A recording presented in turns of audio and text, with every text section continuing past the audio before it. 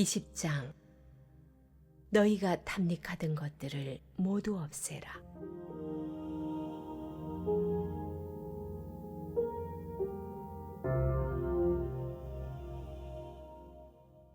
일곱째 해 다섯째 달 10일에 이스라엘의 지도자 몇 사람이 나를 찾아와 하나님의 인도를 구했다.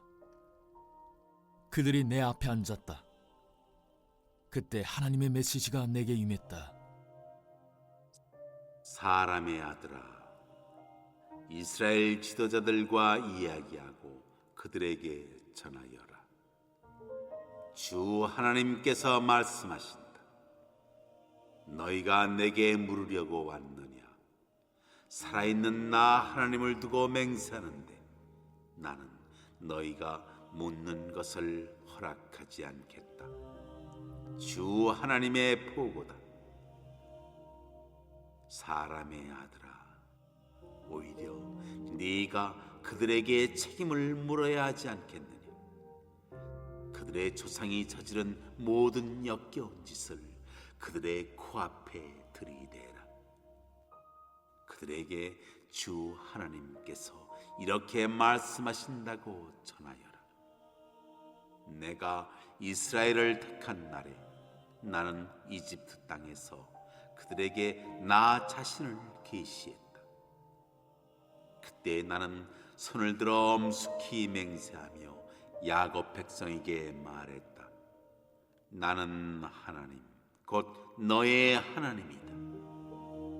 나의 손을 들어 엄숙히 맹세한 그날에 나는 그들을 이집트 땅에서 이끌어내어 내가 그들을 위해 택한 젖과 꿀이 흐르는 땅, 참으로 보석 같은 땅으로 데려가 주겠다고 약속했다. 그때 나는 그들에게 말했다. 지금까지 너희가 탐닉하던 혐오스러운 것들을 모두 없애라. 이집트 우상들로 너희를 더럽히지 마라. 오직 나만이 하나님, 곧 너희의 하나님이다. 그러나 그들은 내게 반역했고 도무지 내 말을 들으려 하지 않았다. 그 누구도 혐오스러운 것들을 없애지 않았다. 모두가 제 목숨이나 되는 듯 이집트 우상들을 애지중지했다. 당장에 이집트에서 나의 진노를 그들에게 쏟아부을까 생각했지만 나는 마음을 고쳐먹었다. 나는 내 감정이 아니라 내가 누구인지에 입각해서 행동했다. 이는 내가 그들을 둘러싼 민족들에게서 모독이 아니라 공경을 얻고자 함이었다. 그 민족들은 내가 이집트에서 내 백성을 이끌어내겠다고 약속하면서 나 자신을 그들에게 계시하는 것을 보았기 때문이다. 나는 이스라엘을 이집트에서 데리고 나와 사막으로 인도했다.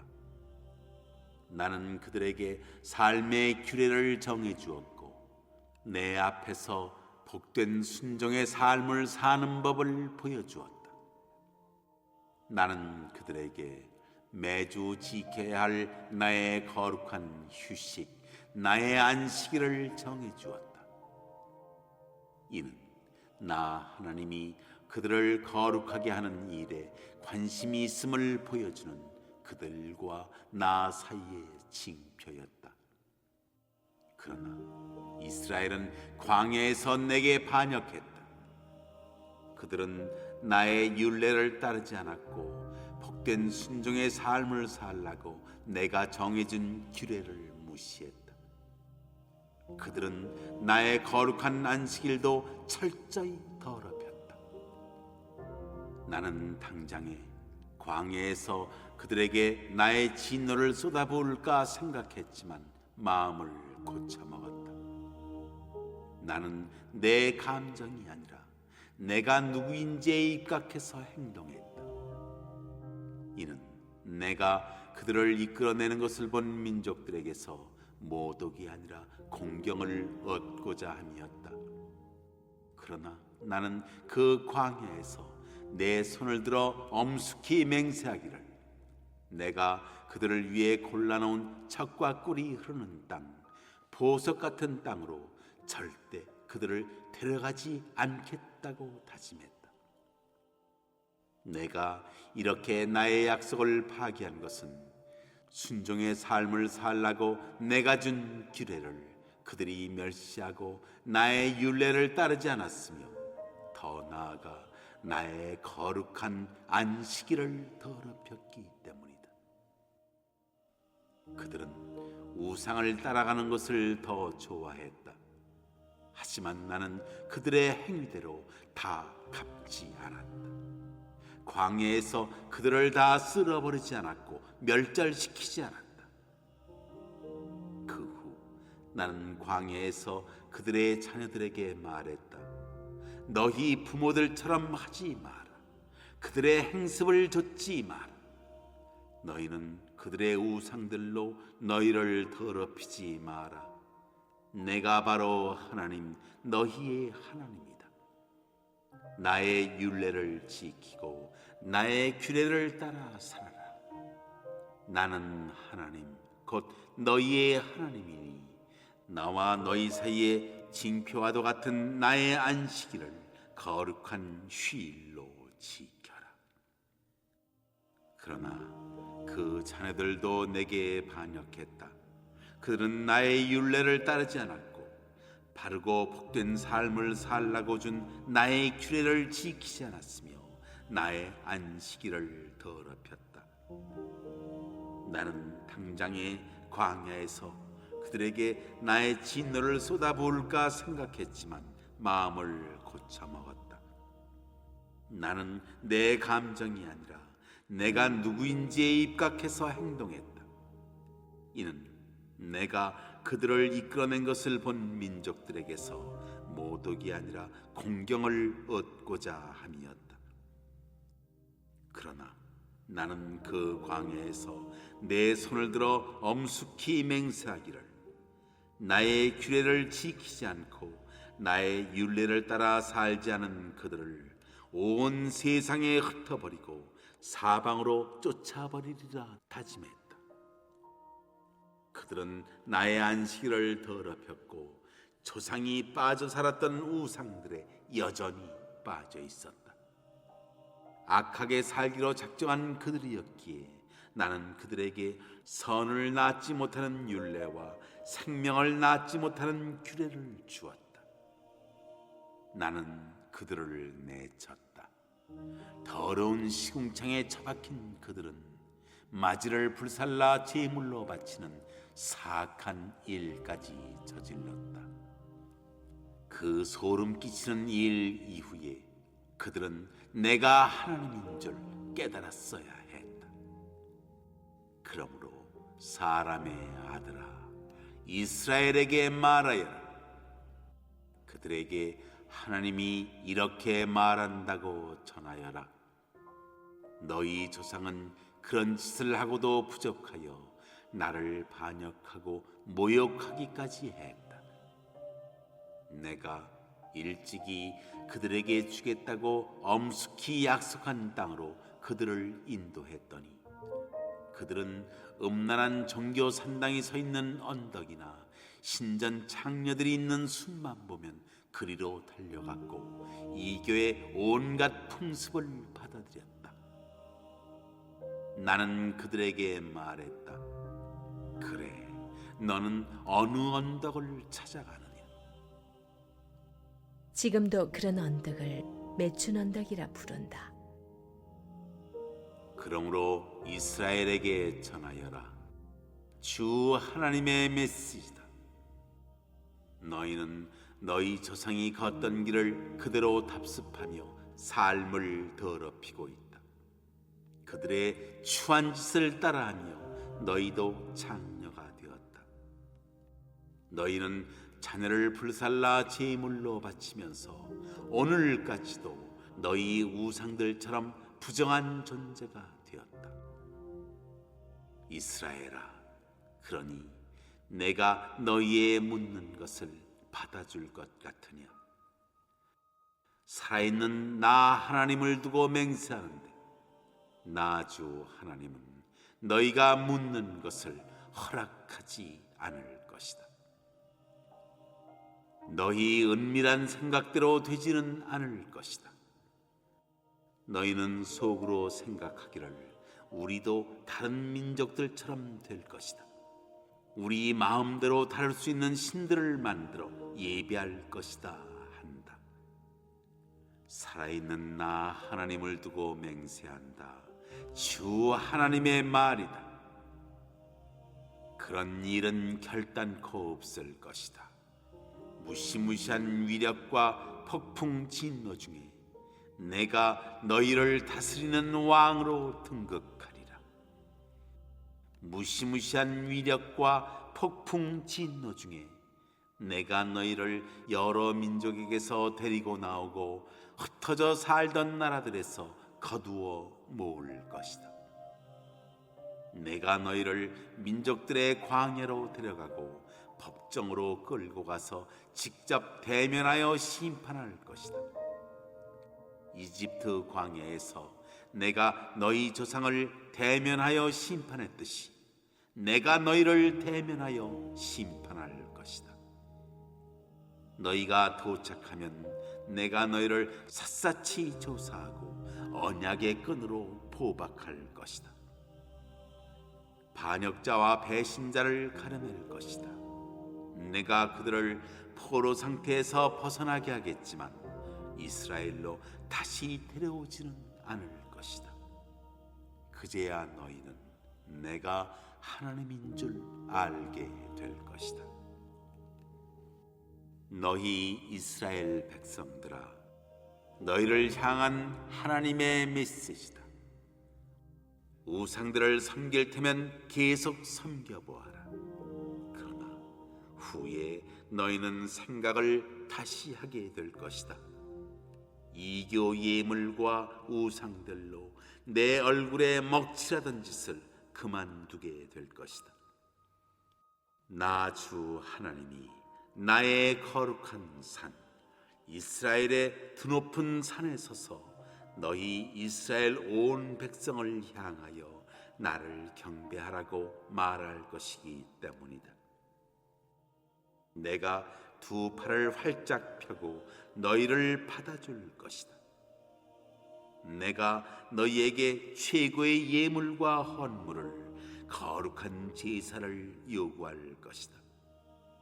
무엇보다도 너희가 흩어져 살던 땅과 나라들에서 내가 다시 너희를 데려오는 날에 나는 너희 자신을 으뜸가는 예물로 받아줄 것이다. 나는 온 세상이 보는 앞에서 내가 거룩한 이임을 나타내 보일 것이다. 내가 너희를 이스라엘 땅 곧 내가 너희 조상에게 주겠다고 엄숙히 손을 들어 약속한 땅으로 다시 드리는 날 너희는 내가 하나님인 줄 알게 될 것이다. 그날 거기서 너희는 지난 행위와 자신을 더럽히며 살아온 지난 길을 떠올리며 스스로를 혐오하게 될 것이다. 그러나 사랑하는 이스라엘아, 나는 나의 감정이 아니라 내가 누구인지에 입각해서 너희의 악한 삶, 너희의 부정한 과거를 처리할 것이다. 그날에 너희는 내가 하나님인 줄 알게 될 것이다. 주 하나님의 보고다. 하나님의 메시지가 내게 임했다. 사람의 아들아, 얼굴을 남쪽으로 돌려라. 남쪽을 향해 메시지의 포문을 열어라. 남쪽 황무지 숲을 대적하며 예언하여라. 남쪽 숲을 향해 말하여라. 하나님의 메시지를 들어라. 주 하나님께서 말씀하신다. 내가 네 안에 불을 놓으리라. 죽은 나무든 산 나무든 모든 나무를 태워버릴 불이다. 누구도 끄지 못할 불이다. 남쪽부터 북쪽까지 나라 전역이 숯검정으로 뒤덮일 것이다. 그 불은 나 하나님이 일으켰으며 결코 꺼지지 않을 것임을 모두가 알게 될 것이다. 내가 말했다. 오 하나님, 모두 저를 두고 이야기를 지어내는 자라고 합니다. 1절로 4절입니다. 유배당한 지 7째 해 되는 해 주전 591년이죠. 이스라엘 장로들이 여호와께 묻기 위해 에스겔을 찾아와 그 앞에 앉습니다. 열왕기하 6장 32절을 참조하면 이 같은 일은 이스라엘의 전통이었습니다. 이스라엘의 장로들은 유배 공동체를 대표하는 이들로 제사장 집안 출신의 에스겔이 유배민들 가운데 여호와의 의지를 대변하는 예언자로 높게 인정받고 있었음을 시사해 줍니다. 장로들이 에스겔에게 물은 내용에 관해서는 달리 언급하지 않습니다. 이스라엘의 역사를 불순종과 유예된 심판의 역사로 제시해 주는 하나님의 답변은 이들이 구속사적 전통에 근거한 하나님의 개입, 곧 귀환에 관해 묻기 위해 찾아온 것 같은 인상을 줍니다. 하나님의 답변은 분명합니다. 하나님은 에스겔에게 그들의 요구를 들어주지 말도록 엄중하게 경고하십니다. 당신의 목숨을 걸고 장로들의 문의를 받지 않겠다고 맹세하십니다. 하나님의 단호한 거절은 그러실 만한 충분한 이유가 있었음을 전제합니다. 31절에는 우상 숭배가 문의를 거절하는 이유로 나옵니다. 여호와께 무엇인가를 묻고 싶으면 먼저 마음에서 우상을 제거하고 오직 여호와만 의지하는 마음을 가져야 합니다.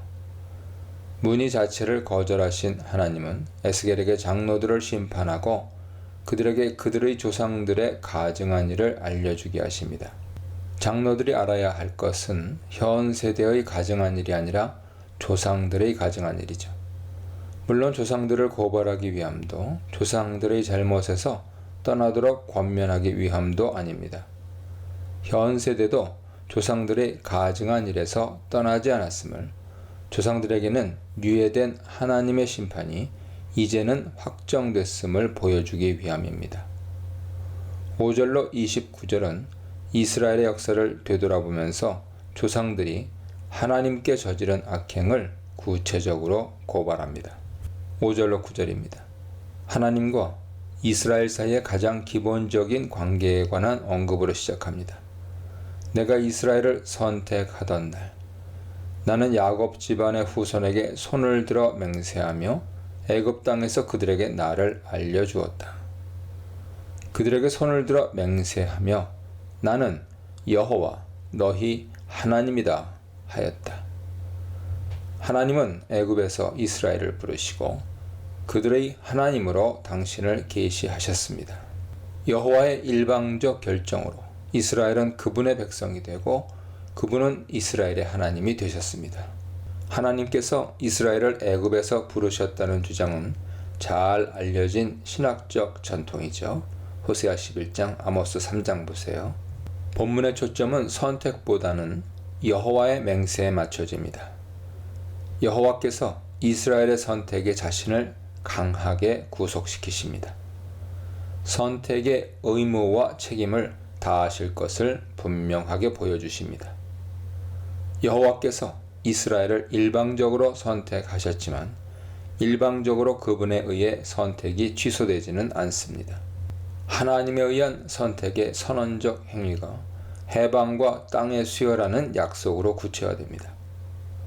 이스라엘을 당신 백성으로 택하신 여호와께서 이스라엘을 애굽 땅에서 이끌어내어 그들을 위하여 찾아 두었던 땅, 곧 젖과 꿀이 흐르는 땅이요 모든 땅 중에 아름다운 곳으로 데려가실 것을 약속하셨습니다.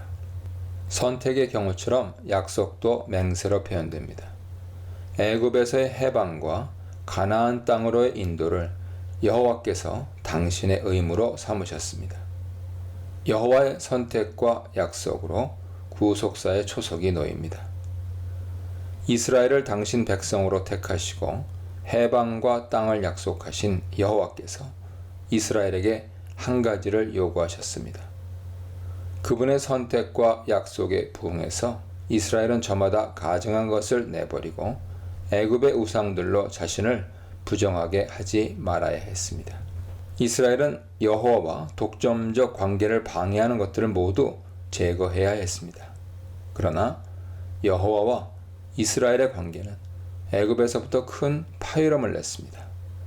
이스라엘은 여호와의 명령에 순종하지 않았고 분노하신 여호와는 애굽의 우상을 떠나지 않는 이스라엘에게 당신 진노를 쏟기로 하셨습니다. 박국 직전에 여호와께서 당신 이름 때문에 달리 행동하셨습니다.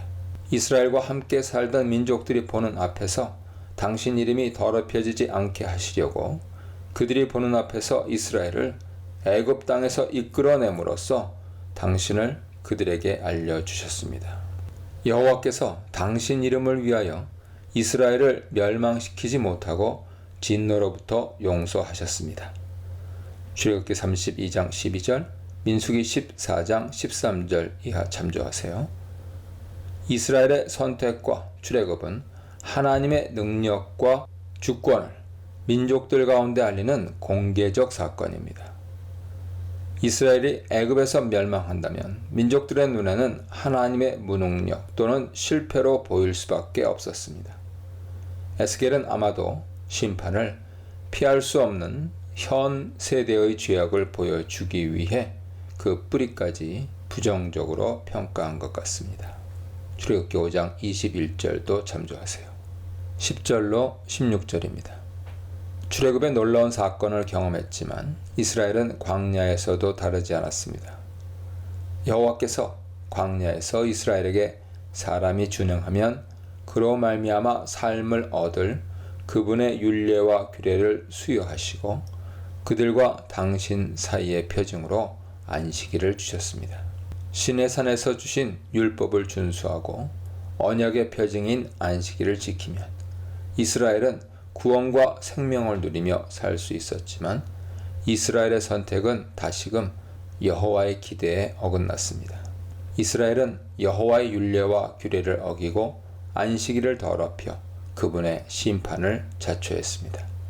분노를 퍼부어 이스라엘을 없애버리려 했던 여호와께서 이번에도 당신 이름을 위하여 출애굽 사건을 본 민족들 앞에서 당신 이름이 더럽혀지지 않게 하시려고 광야에서 이스라엘을 멸절하지 않으십니다. 민족들에게 이스라엘의 광야 멸망은 여호와의 한계를 보여주는 출애굽의 능력마저 의심스럽게 보여주는 사건이 될 수 있었습니다. 여호와께 반역하는 이스라엘이 가나안에 들어간다면 약속의 땅이 더럽혀지는 것은 피할 수 없었습니다. 15, 16절은 이에 대한 답변입니다.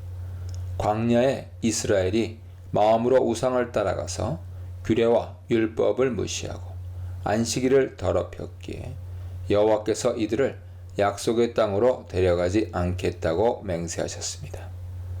여호와께서 가나안 인도의 약속을 되돌려 버리셨습니다. 가나안은 당신의 택한 백성을 위해 여호와께서 찾아 두었던 땅이었습니다. 17절로 26절입니다. 가나안으로 인도하여 드리지 않으실 것을 맹세한 여호와께서 연민의 마음에서 출애굽 세대만 광야에서 멸하시고 가나안 땅의 약속을 그 다음 세대에게로 돌리셨습니다. 18절로 22절은 전체적으로 10절로 14절의 구조를 그대로 따르며 반복합니다. 23, 24절에 따르면 불순종한 이스라엘의 유배는 이미 광야 시대에 여호와께서 맹세하신 징벌입니다. 단지 집행만 뒤로 미뤄졌을 뿐이죠. 25, 26절은 사람이 지켜 행하면 그로 말미암아 삶을 얻을 여호와의 율법을 이스라엘이 선하지 못한 율례와 능히 지키지 못할 규례로 만들어 버렸다고 고발합니다. 율법은 이스라엘의 장자를 여호와께 드릴 때는 대속하도록 하였지만 일부는 자신의 경건을 드러내기 위해 문자적으로 받아들이고 자기 아들을 화제로 드렸습니다. 미가 6장 7절 하반절 참조하세요. 하나님의 은총과 이스라엘의 배반, 하나님의 구원과 광야의 연단, 광야의 배반과 이스라엘의 은총에 대해 묵상해 보시기 바랍니다. 27절로 29절입니다. 새로운 도입부로 시작합니다. 청자가 이스라엘의 장로들에서 이스라엘 족속으로 바뀝니다. 고발의 말씀을 뒤따르는 서두에 그런즉 그러므로는 심판 선고를 기대하게 하지만 단락은 마찬가지로 고발에 관한 말씀입니다. 아마도 23절과 연결해 읽도록 이끌어주는 것 같습니다. 민족들 가운데 흩어짐의 심판은 이스라엘의 가나안 정착을 전제합니다. 이런 면에서 이스라엘의 가나안 정착은 이중적 의미를 갖습니다. 한편으로는 가나안 땅으로 데려가시겠다는 여호와의 약속의 성취이고, 다른 한편으로는 광야에서 선포된 심판의 시작이기도 합니다. 그런즉 그러므로를 통해 가나안 시대가 심판의 표지 아래 놓입니다. 가나안에 정착한 이스라엘도 여호와를 배신함에 있어서는 조금도 다르지 않았습니다. 여호와께서 약속의 땅으로 데리고 들어갔더니 그들은 높은 언덕과 무성한 나무를 볼 때마다 거기에 제단을 쌓고 제사를 드렸습니다. 가나안 사람들이 바알에게 제사를 지내던 높은 언덕의 무성한 나무가 이스라엘의 제2처소가 되면서 가나안의 풍요 제2의 영향을 받아 여호와 종교가 오염되기 시작했습니다. 풍요 다산이 산당을 찾아 제사를 드리는 유일한 동기자 목적이 됐습니다.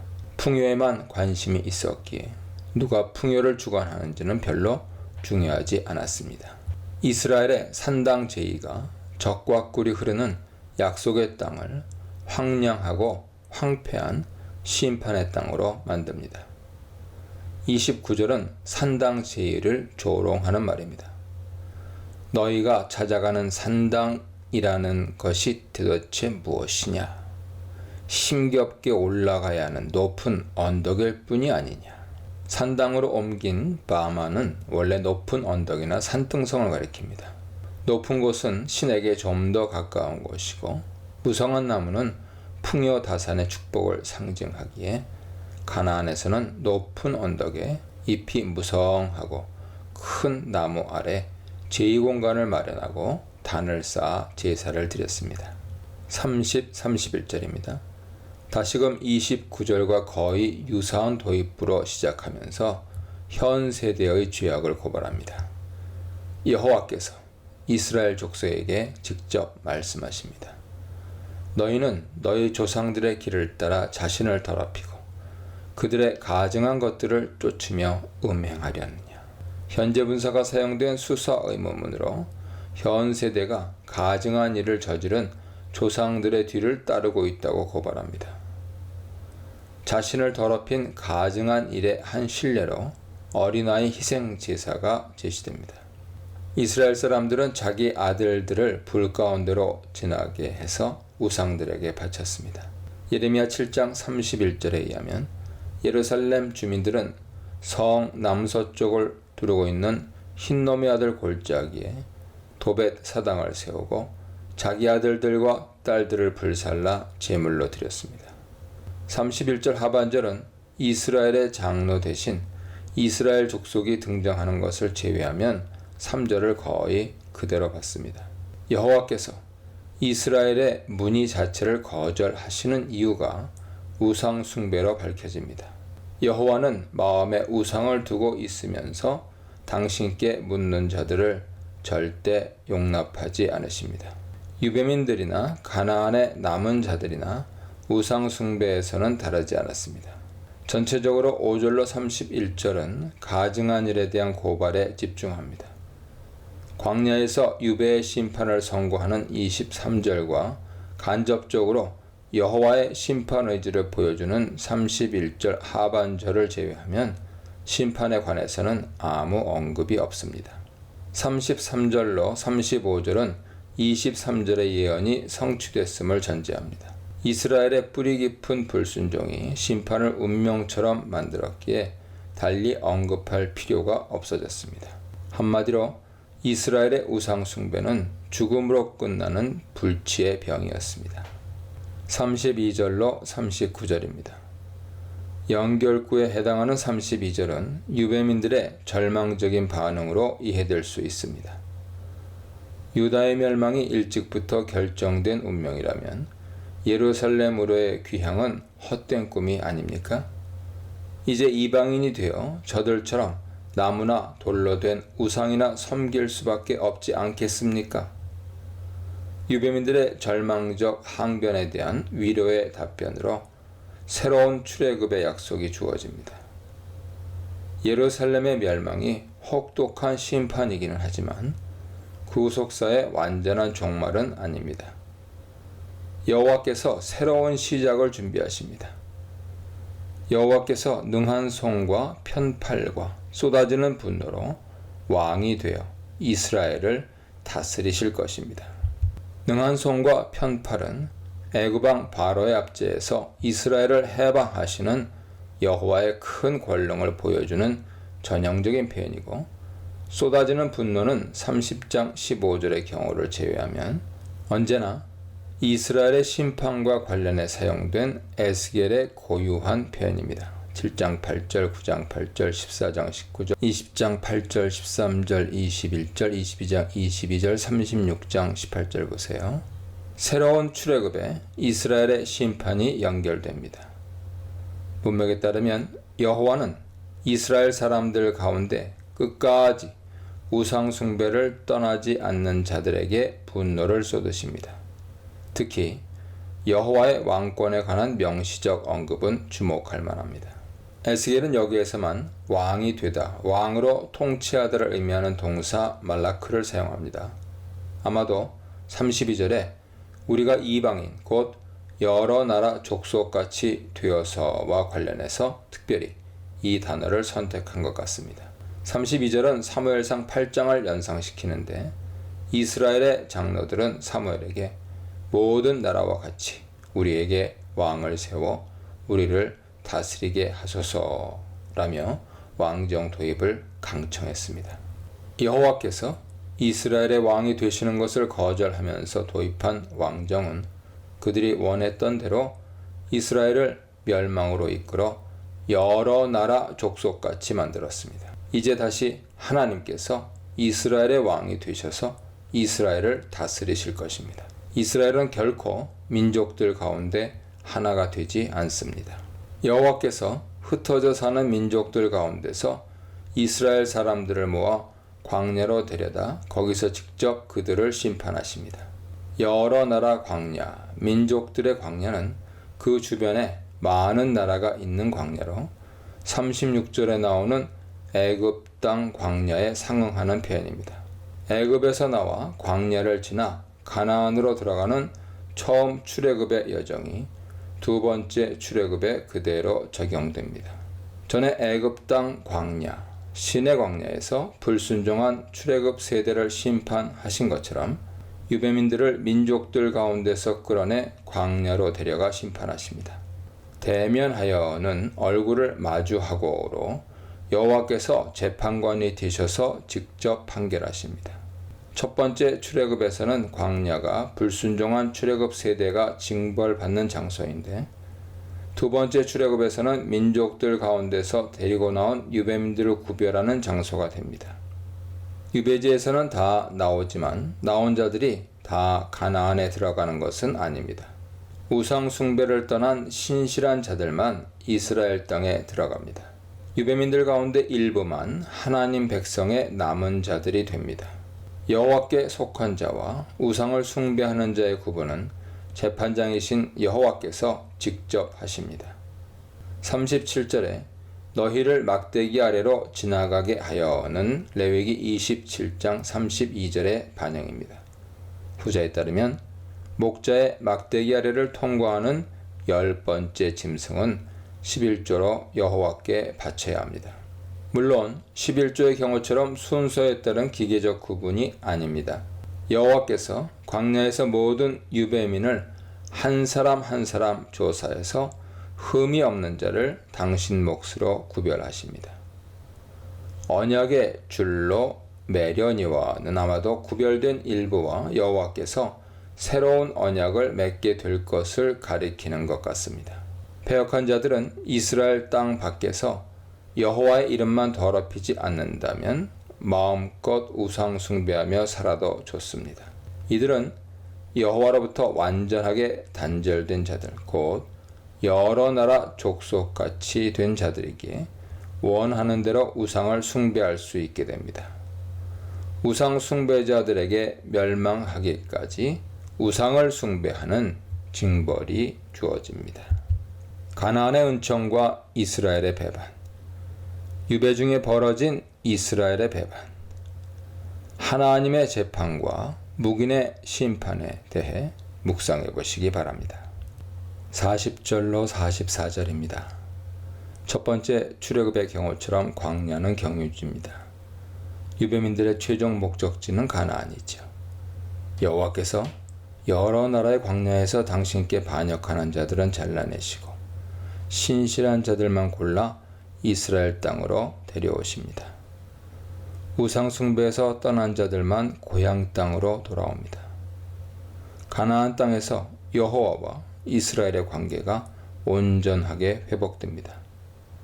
이스라엘 온 족속이 여호와의 거룩한 산, 이스라엘의 높은 산에서 여호와를 섬기고 여호와께서는 거기에서 그들을 기쁘게 받으시고 거기에서 온갖 성물과 함께 예물과 가장 좋은 선물을 요구하십니다.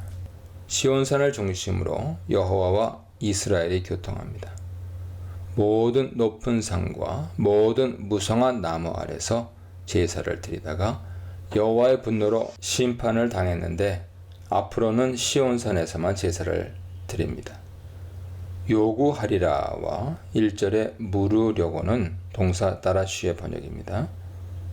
장로들의 문의를 엄중하게 거절하셨던 여호와께서 구원시대 이스라엘에게 제물과 예물을 드리도록 요구하십니다.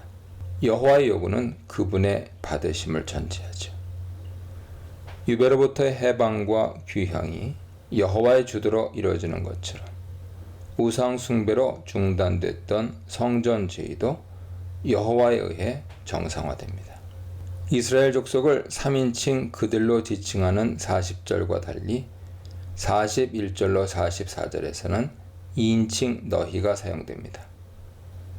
형식상 전자는 귀향한 이스라엘 족속에게 주는 말씀이고 후자는 유배지에 있을 때 주어진 말씀입니다.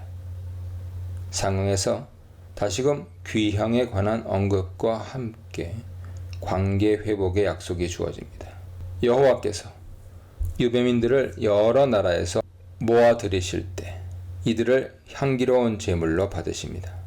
향기는 레하흐, 니호흐의 번역으로 28절에서는 분향으로 옮겼습니다. 산당에서 우상들에게 분향하다가 쫓겨났던 자들이 여호와에 의해 향기로운 제물로 받아들여집니다. 이스라엘의 역할에도 변화가 생깁니다. 전에는 반역한 이스라엘 때문에 여호와의 이름이 더럽혀질 위험에 처했었는데 미래에는 이스라엘로 말미암아 그분의 거룩함이 민족들 앞에 드러납니다. 여기에서 거룩함은 그분의 제의적 속성보다는 역사 안에서 활동하시는 그분의 왕적 능력과 관련한 표현입니다. 민족들이 유배민들의 해방과 귀향 가운데 나타난 여호와의 영광과 권능을 보게 됩니다. 고토로 돌아온 자들은 여호와께서 이스라엘의 구원자시고 민족들의 운명을 결정하는 분임을 인정하게 됩니다. 42절에 내가 내 손을 들어 너희 조상들에게 주기로 맹세한 땅은 유배민들의 귀향을 애굽 땅에서 이들의 조상들에게 맹세로 주신 약속의 성취로 보여집니다. 5절 28절 참조하세요. 이스라엘은 거듭 반역하여 약속의 땅을 더럽혔지만 여호와께서는 당신 맹세를 끝까지 지키십니다. 그분의 변함없는 신실하심이 배은망덕한 이스라엘에게 구원의 문을 열어줍니다.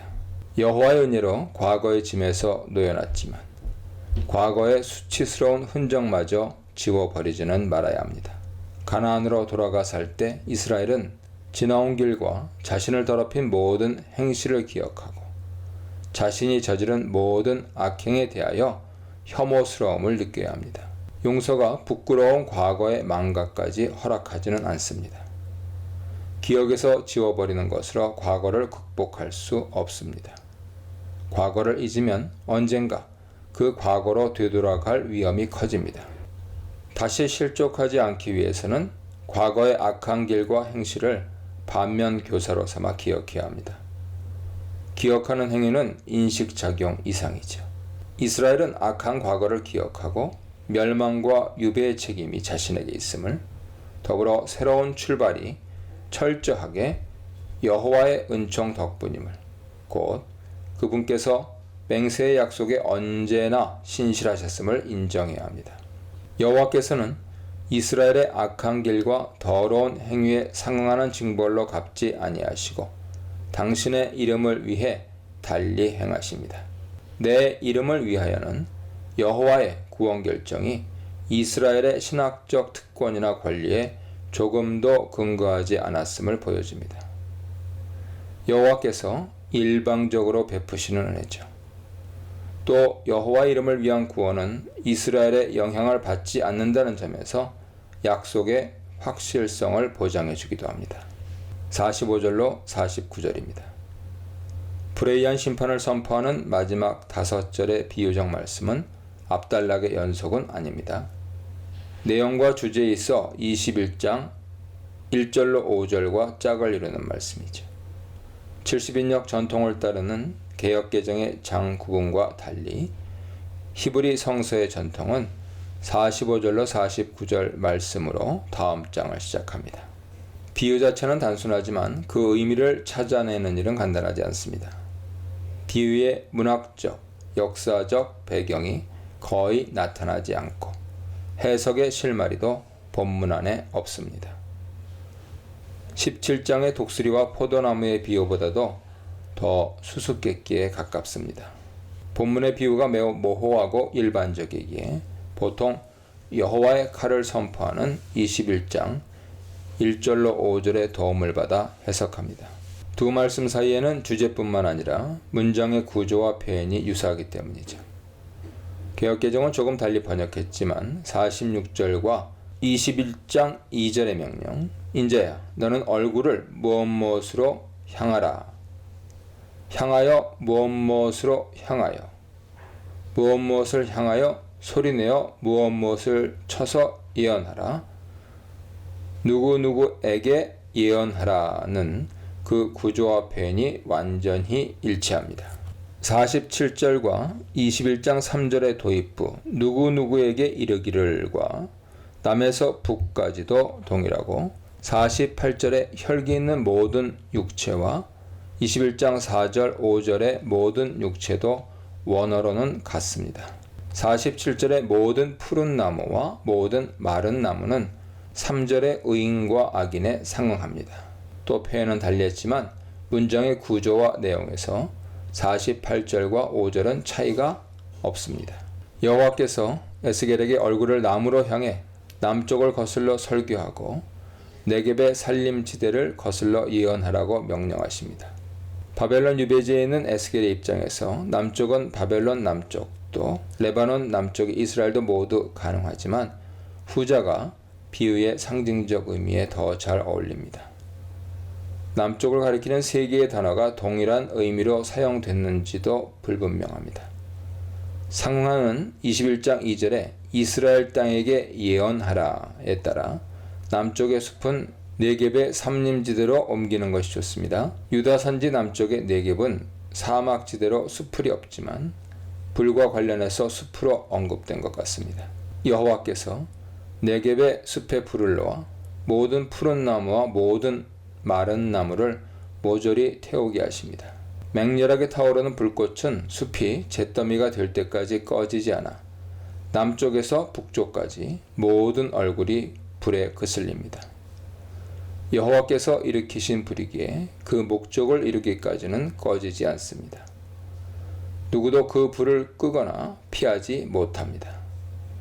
맹렬한 불이 수풀을 모조리 태울 때, 불의 얼굴이 될 때 혈기 있는 모든 자, 모든 육체가 불을 지르신 분이 여호와임을 보게 됩니다. 알레니는 보다를 의미하는 동사 라의 번역입니다. 특이하게도 주어 모든 육체의 동사로 여기서는 동사 알다를 사용하지 않습니다. 모든 육체는 우선은 이스라엘을 가리키지만 2차적으로는 여호와께서 창조하신 땅의 모든 사람으로 확장될 수 있습니다. 이스라엘은 물론 민족들까지도 수풀을 맹렬하게 태우는 불에서 여호와의 영광, 곧 그분의 왕적 능력을 보게 될 것을 시사해 줍니다. 에스겔이 선포한 메시지보다 이를 담아낸 비유에 청자들이 반응합니다. 그는 비유로 말하는 자 아니냐 하며 에스겔을 조롱합니다. 에스겔의 메시지를 이해할 수 없어서 그렇게 비판했던 것 같지는 않습니다. 에스겔의 파격적인 언어와 표현 양식과 충격적인 메시지가 이스라엘의 예언 전통에 이질적으로 보였기에 그를 다른 예언자로 평가절하했던 것 같습니다. 더 나은 모습으로의 귀환 약속, 회복 전에 거쳐야 할 심판, 귀환 전에 있어야 할 회개에 대해 묵상해 보시기 바랍니다.